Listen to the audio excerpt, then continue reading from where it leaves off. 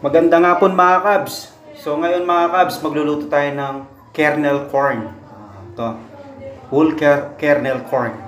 So pampulutan, panglibangan. So ito. So abangan nyo po yung bawat sangkap nito. Ito. Tatlo po yan, kernel corn. Ayan, magluluto tayo ngayon. So, okay. Tara. So ayan mga kabs, i-drain mo lang natin yung ating corn kernel. May mga bata na to. So yan.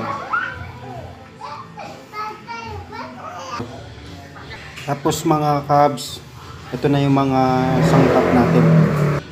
Ito yung sili natin, sili na kaninang inano ko. Tapos ito yung bawang. Yung mga yan. So ilalagay ko itong mga sangkap na to sa description box para masundan nyo po kung paano natin lulutuin. Ng konting vegetable oil. Yan, konting-konti lang. So ilalagay na natin yung bawang. Yan, hawak ko lang yung cellphone. So tapos susunod natin yung star margarine.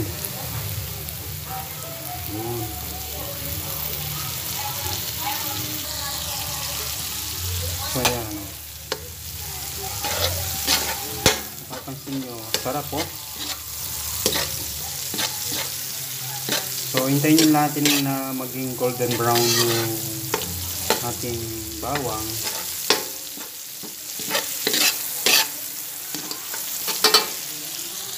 So ito yung naging reaction ng ating bawang. So susunod na natin tong sili.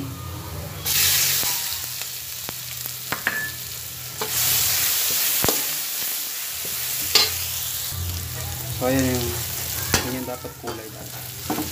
Napakasarap nito. So susunod na natin tong kernel corn.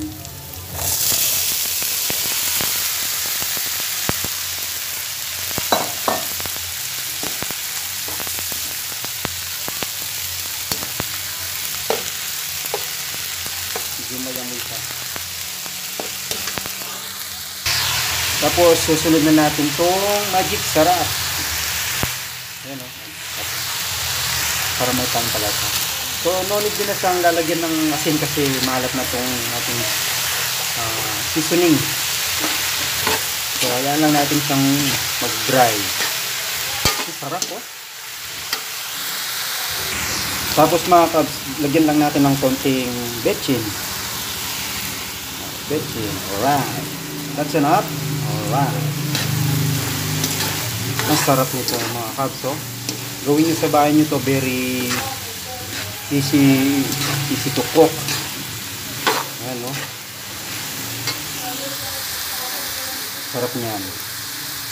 So dapat lagab-gab yung ako niyan.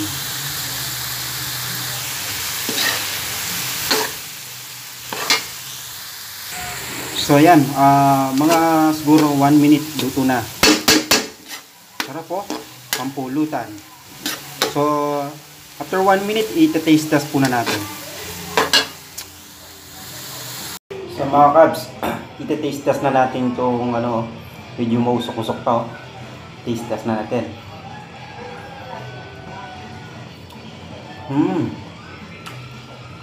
Ang sarap mga kabs. Luto nyo sa bahay nyo habang nanonood kayo ng TV. O kaya di mag-iinom. So meron ako dito juice saka gin.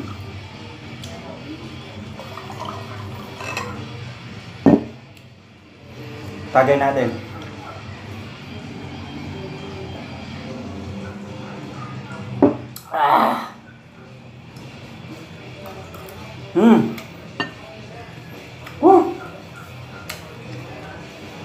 Ang sarap mga kabs.